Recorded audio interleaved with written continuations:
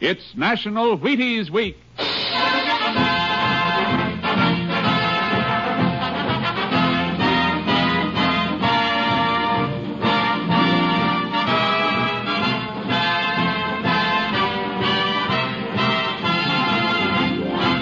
Yes, it's National Wheaties Week, and Wheaties present Joel McCrea in Tales of the Texas Rangers. On stage tonight, transcribed from Hollywood, another in the Wheaties' big parade of exciting half-hour presentations.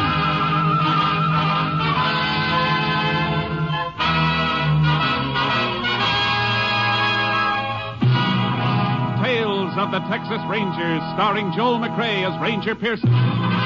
Texas, more than 260,000 square miles. And 50 men who make up the oldest and most famous law enforcement body in North America.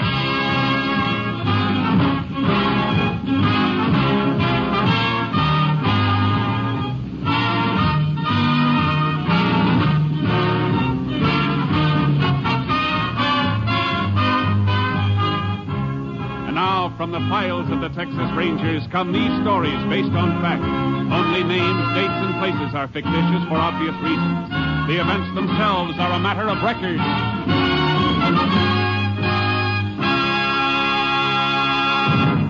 Case for tonight, Quicksilver.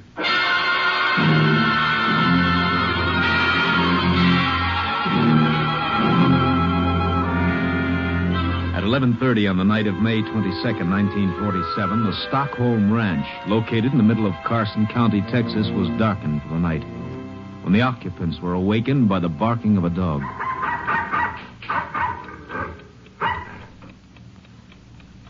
Jim, wake up. What's the matter, Flo? You hear Jeep bark? Oh, kinda. I was half asleep. It's funny. He barked and then shut up real fast. He might have took off after something. He'd have kept on barking then. It sounded like he was... Be quiet a second. See? Don't hear him anymore. Yeah. What are you going to do? Gonna take a look, see. It ain't like Jeep to bark at nothing, then shut up. Jim. What's the matter? Jim, somebody came in the house. Oh, you probably just heard the kid tossing in his sleep. No, I got a funny feeling. All right, I'll put on a light and have a look. I'm coming along. I want to go and see if anything...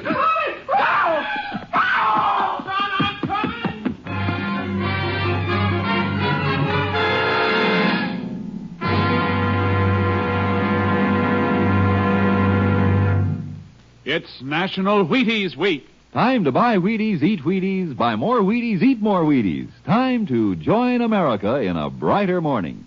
Sure, it's National Wheaties Week. Everybody's eating them. You have some, too. Have them for fun. Have them for flavor. Have them for feeling good and working good and looking good. Have Wheaties for any reason at all, but get them. Whole wheat, crisp whole wheat, golden whole wheat. There's a whole kernel of wheat in every Wheaties flake. You try them. See how Wheaties at 7 can help at 11. It's National Wheaties Week.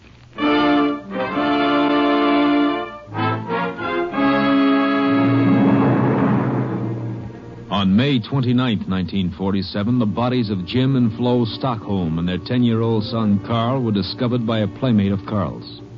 Sheriff Lockins notified the Texas Rangers, and Ranger Jace Pearson was assigned to the case. Place is just like it was, Jace. Excepting for the bodies. Kind of a mess, isn't it, Sheriff? Yeah. All three of them in their night clothes, you said. Uh-huh. This here is Jim and Flo's bedroom. I see. Bedclothes mussed up. Whoever did the killing woke him up. Likely the dog woke him. Oh, yeah. Jeep, you said. Found him dead a piece from the house. Clubbed over the head. Uh-huh. Okay, let's say Flo and Jim Stockholm were awakened by the dog. Jim would get up and see what was the matter. Flo went with him probably to see if the kid Carl was okay. They didn't get no further than this room here, right outside the bedroom. Yeah, all three of them. Funny Jim Stockholm didn't have a gun. Yeah, if he thought somebody was in a house or prowling around outside, he'd have grabbed his gun. Unless something stopped him. What are you thinking about, Jace? Just that the killer might have got in Carl's room. That's right over here. Uh-huh. Maybe Carl spotted the killer, hollered, and that'd make both Jim and Flo jump fast. Yeah. Jim wouldn't think of grabbing his gun. This window here has been jimmied up. You see that? Yeah. I guess you're right. Killer coming this way. Kids saw him, yelled. Tried to get out. Got as far as the room out here. Uh-huh. There's what they were killed with, Jason. Flat iron. An old-fashioned flat iron. Yeah, used as a doorstop. Killer grabbed it and used it. Wonder why he didn't shoot. How far away is the next ranch, Sheriff? 6 miles at least. Why? I just figured maybe the killer didn't want to risk the noise of shots. Must have picked up the flat iron. Why, he killed a little kid, too. Didn't want anybody to be able to identify him. Yeah, likely. Well, what now, Jace? I'd like to fine-comb this house for fingerprints. Meantime, I got a few things I'd like you to find out in town.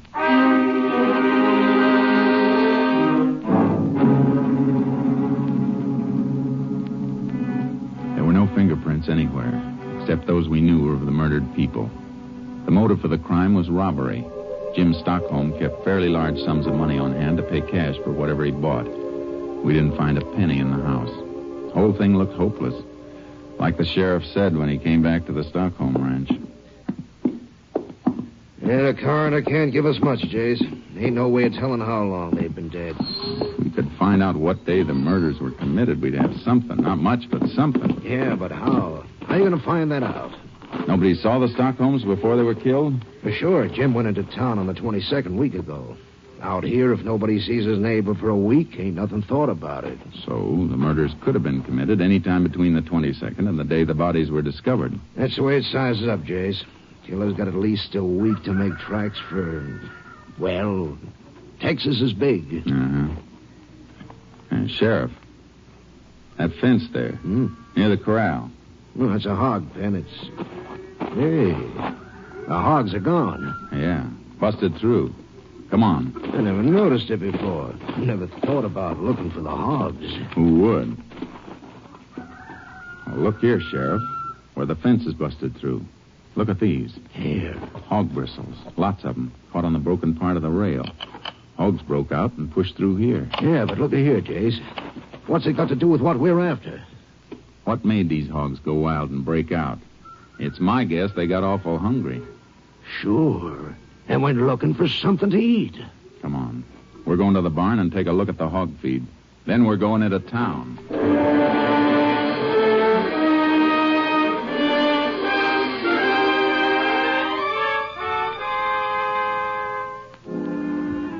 We found 3 sacks of hog feed in the barn. 2 of them were full, unopened.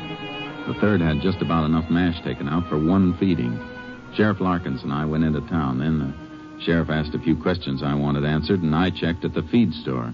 Sure, Jim Stockholm bought all his feed in here, Ranger. You remember when he was in last, ma'am? Bet I do. It's the last time anybody saw him. The 22nd? That's it. What'd he buy? 3 sacks of hog mash. Yeah, got all the information you wanted, Jace. Thanks, Sheriff. Now, ma'am, is there anything else you can remember about that day? Stockholm seemed troubled or anything? No, just stopped in for a minute. All he said was he had to get back with the mash. He was all out. Are you sure of that? Just as sure as I'm standing here. And you're sure it was the 22nd? I can make it real sure, Ranger. Got all my sales in this book. Let's see. 25th. Yeah, here it is. 22nd. 3 sacks of hog mash to Jim Stockholm. Thank you, ma'am. Let's go, Sheriff. You're sure welcome, Ranger. You helped a lot. What have you got, Jace? The Stockholms were killed on the 22nd. How do you know? Jim Stockholm bought these 3 sacks of feed on the 22nd. He said he was all out at the ranch. He had to get home and feed the hogs. We found 2 of the bags unopened. Yeah, and the third with only about enough mash out of it to give the hogs 1 meal. Which means he fed the hogs on the 22nd, but he didn't the next day or the next. Because he was dead. That's it. Now, we got a lot of checking to do, and it's all going to hinge around the 22nd.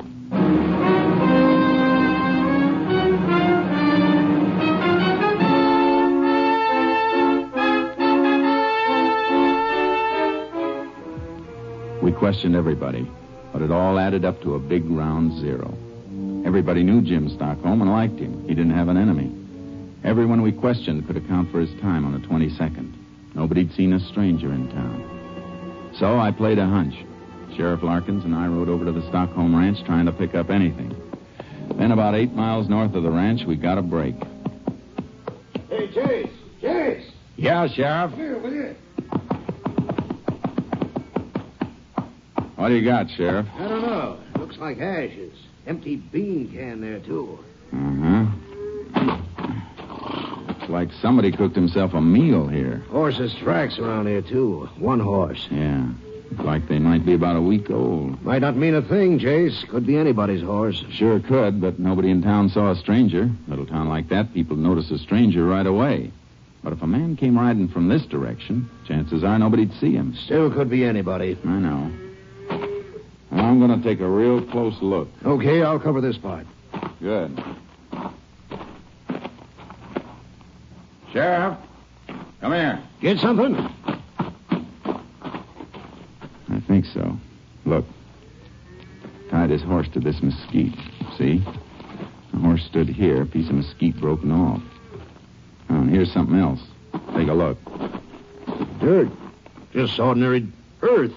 Take a good look. It's different from the earth around here. It sure is. Different color and different texture. Sheriff, I got a hunch this dirt scraped off a boot when he got back in the saddle. Scraped off by a stirrup. Yeah, here's a bigger hunk of it. Yeah, reddish color. You ever see dirt like this around here? No. That hunk's got a funny shape. Packed in against the instep of a boot, it'd take this shape. You had any rain around here lately? Dry as a bone. There's only one way earth packs up in an instep if it's wet. The man who left this couldn't have come far. Come on. Let's see if we can find a couple of his footprints.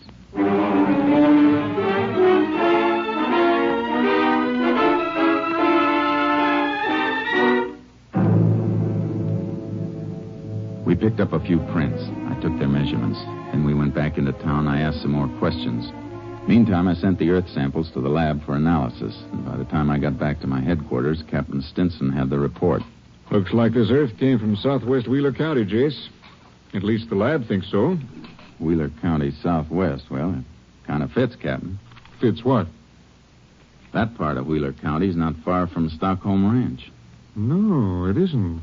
Just about as far as it'd take wet earth to dry out and get hard enough to scrape off a man's boot.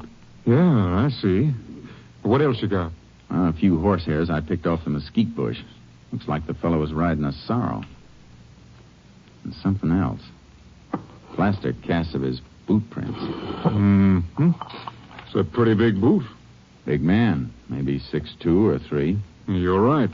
But there are no fingerprints. There's no real evidence. This fellow whose boot prints you got, he might have been anybody. Might never have gone near the Stockholm Ranch. Yeah, I know that, Captain.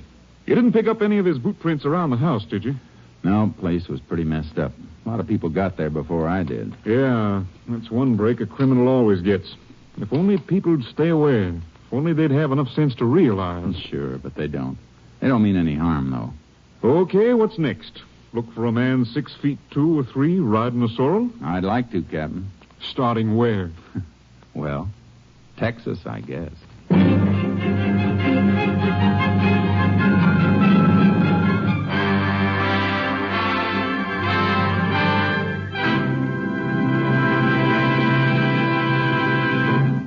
It's National Wheaties Week. Yup. And in celebration of National Wheaties Week, when everybody eats Wheaties, even trombone players, here's that well-known radio musician, Abe Lincoln. Honest, his name really is Abe Lincoln. And here he is, stepping out from behind the scenes to say, "Get your Wheaties." Oh, come on, Abe. You didn't come out from your trombone to say just that. No, but that's the idea. Folks, the Wheaties Big Parade has been bringing you some pretty solid entertainment this summer. I can say it because I've worked along with all the other fellows helping put this entertainment on the air. And now it's National Wheaties Week, and we hope that every one of you who's enjoyed these programs will go out and get your Wheaties. The backstage folks like me, the people whose voices you usually never hear, we'd sure like it if we thought you'd enjoy our programs enough to go out and get some Wheaties. If you like the Texas Rangers, buy a box of Wheaties on Monday, will you? Thanks, and good night, Abe. Remember, it's National Wheaties Week.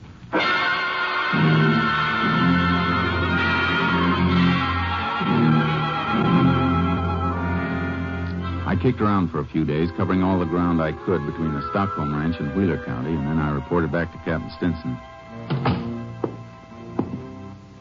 Kind of picked up something interesting, Captain. Like what, Jace?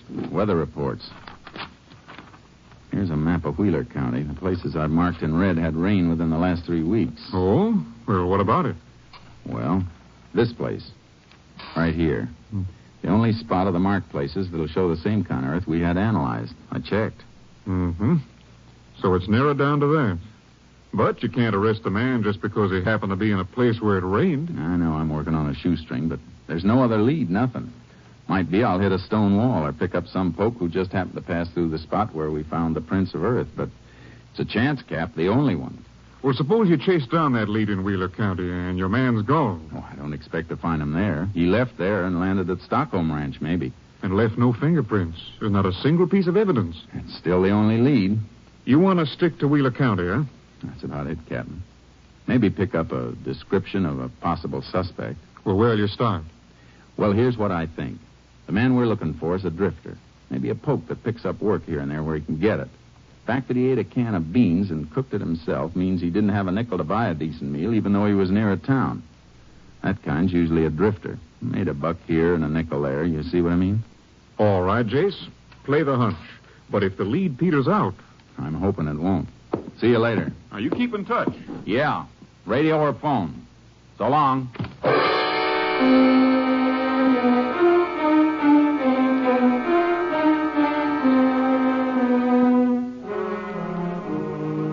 A little while later, I was in Wheeler County, southwest. I checked one ranch after another, some big, some small. What I wanted to know was, had anyone seen a man about 6'2" or 3, a man who owned a sorrel and didn't have steady work?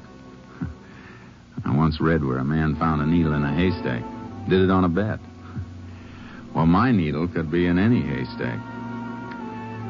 Then on the Claude Edwards Ranch near Ramsdell, I ran into something. Sure, I remember a poke about like that, Ranger. Big fella. Had himself a sorrel. Did he work for you, Mr. Edwards? Couple of days. Drifted in looking for something to do. I don't usually have work for more than my own hand, but this fella come in just about when I needed somebody else, and... What was his name? Orwell. Yeah, that was it, Orwell. Now, when was he here? Oh, let me see now. That'd be around the 19th, 20th. And when did he leave? He do something, Ranger? I don't know, Mr. Edwards, but I'd sure like to hear everything you know about him. Well, he worked for a couple of days, then come in asking for his pay. That was maybe the 22nd. Are you sure? Pretty darn sure. It's awful important. All right, I'm sure. We had a spell of rain about then. I had him mend the roof. He didn't like it none. Did he say where he was going? Anything at all? Didn't say, and I didn't ask. Just handed him his pay. Saw him in town later, dropping it in a card game. Then he lit out. All right. Now I want the best description of him you can possibly give me. Everything you can remember. What he looked like, how he talked, acted. I'll try, Ranger. But how you going about finding him? By now, he might be clear into Mexico. Any place. I'm going to do my best, Mr. Edwards. And I'm not sure that's going to be enough.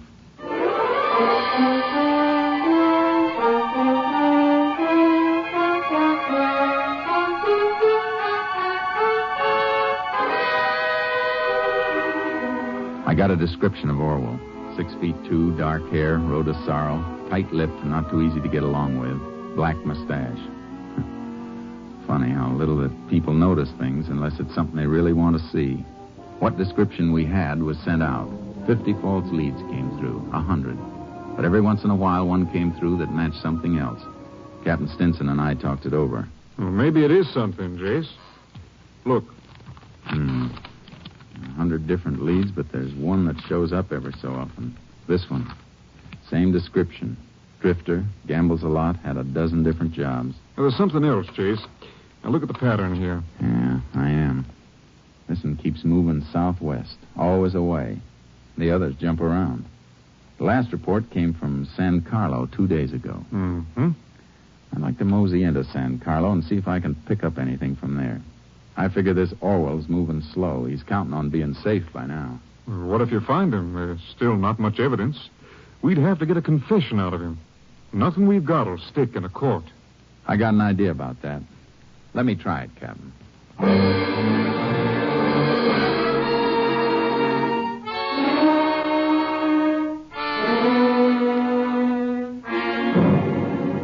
In San Carlo, I picked up a few more scraps about Orwell.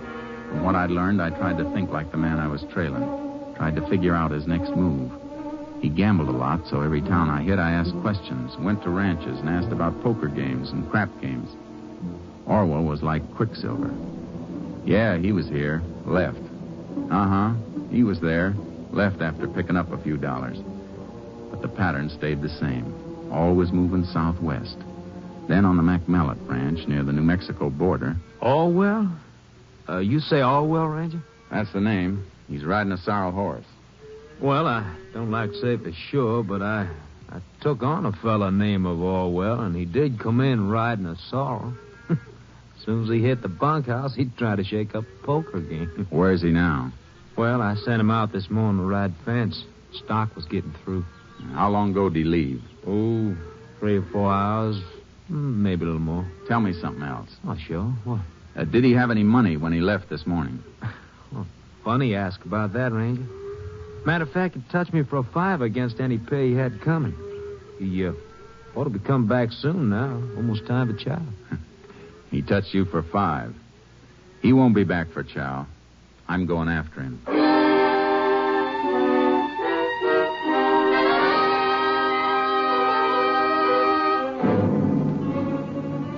I followed the fence rider's trail. It was well into the afternoon when I spotted a rider up ahead. I took off my badge and stuck it in my pocket, put my guns in my waistband under my jacket, and caught up with him.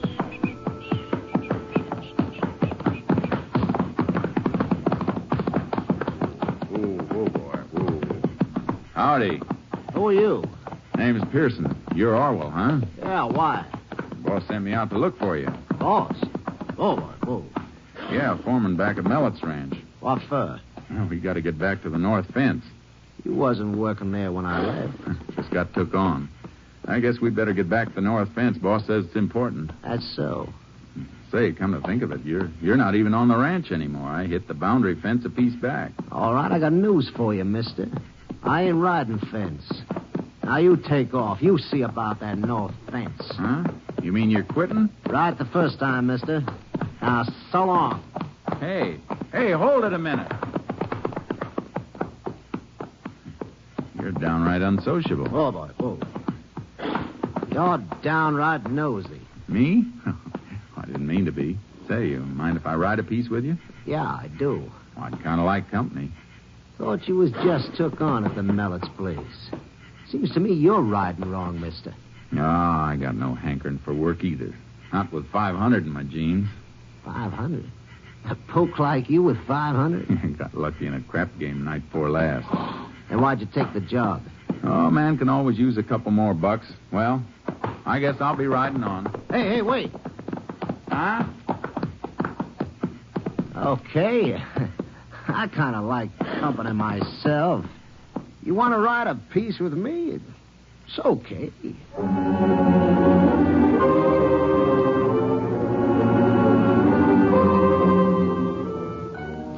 rode on the rest of the day, and I found out Orwell was planning to head into Mexico. We bedded down early.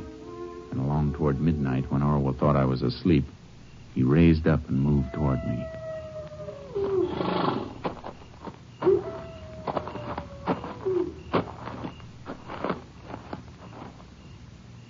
Hey, Pearson, you sleeping?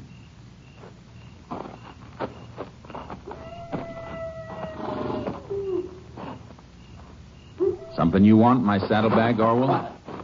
I thought you were sleeping. No. Don't reach for it, Orwell. I'll blow your head off. What are you getting so head up about? Oh, man starts to go through my saddlebags when I'm sleeping. I get touchy. I'm just looking for cigarettes. No need for that gun. Yeah? Sure. Wasn't looking for 500, were you? You call me a crook? You name it, Orwell. You are touchy. Oh, okay. Put that gun away, Pearson. You're acting like a kid. I tell you, I was just looking for cigarettes. Sure. Guess I did maybe bust a strap. Okay, bring that saddlebag. Cigarettes are in it. Yeah, sure. Left or right one? Right.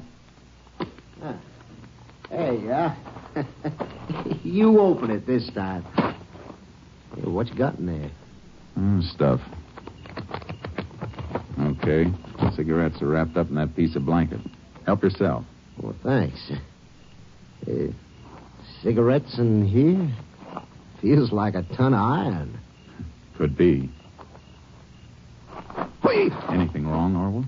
It's a flat iron. Uh-huh.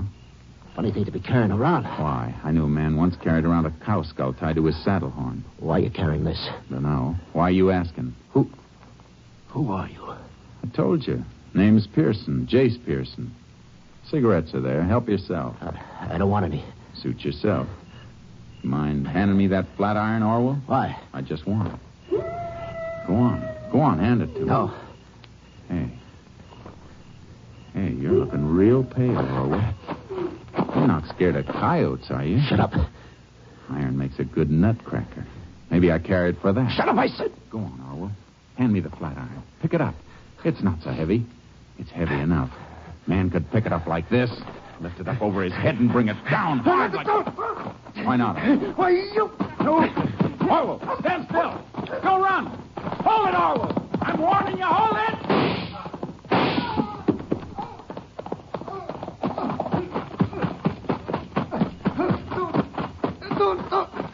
Don't shoot again. Unless I have to. Who are you? Pearson. Texas Rangers. Figured I'd get caught up with... Guess we better start going, Orwell. You're not hurt too bad. Shooting by moonlight kind of spoils a man's aim. Come on, let's go.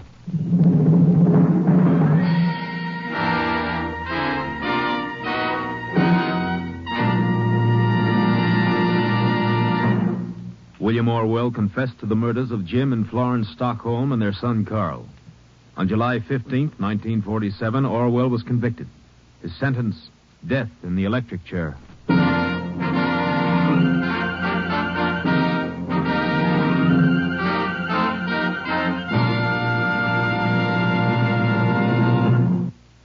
Joel McRae, your Texas Ranger, has asked me to ask you to have some Wheaties.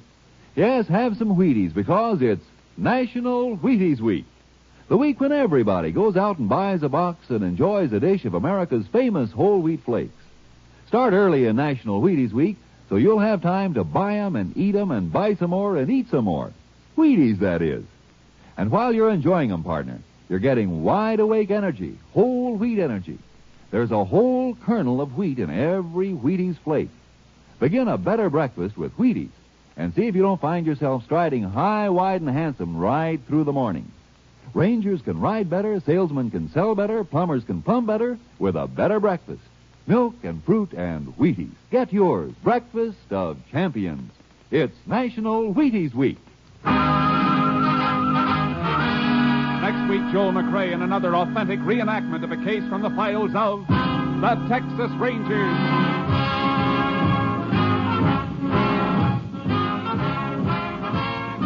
Joel McRae will soon be seen starring in the MGM production Stars in My Crown. Tonight's cast included Tony Barrett, D.J. Thompson, Byron Kane, Lou Krugman, and Russell Simpson. This story was transcribed and adapted by Russell Hughes, and the program was produced and directed by Stacy Keach. Hal Gibney speaking. And this is the Wheaties man, Frank Martin, inviting you to listen on Tuesday night to the Penny Singleton Show on the Wheaties Big Parade. See you then. Remember, it's National Wheaties Week. Come on, everybody, to the Wheaties party. Eat a lot of Wheaties like the champions do. Dance together, cheek to cheek. This is National Wheaties Week. Eat a lot of Wheaties like the champions do. Wheaties, a breakfast of champions. Tomorrow, Sigmund Romberg conducts the Summer Symphony on NBC.